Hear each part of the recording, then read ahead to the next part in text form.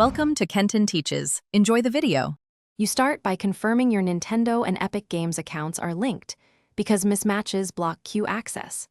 Once done, switch to a wired or strong Wi-Fi connection to reduce packet loss and latency. Make sure to capture the exact error message and timestamp so you can correlate it with Epic service status.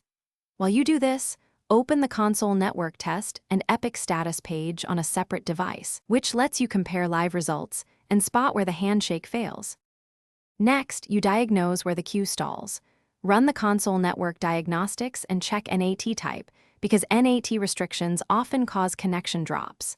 Then compare those results with Epic Services status to see if the queue is overloaded or regionally affected. If the service looks healthy, clear the console's cache, sign out, and re-authenticate both accounts. This forces a fresh session token. While you wait for reconnection, monitor ping and packet loss, so you can decide whether to change DNS or retry later. Finally, you apply fixes and verify the queue behavior.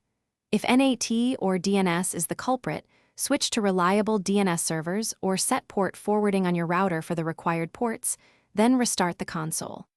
Once restarted, fully log back into Nintendo and Epic, rejoin the queue, and watch connection metrics for stability.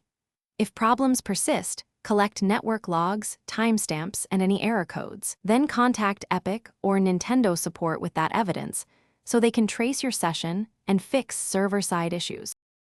Thanks for watching. Please subscribe if this video was helpful.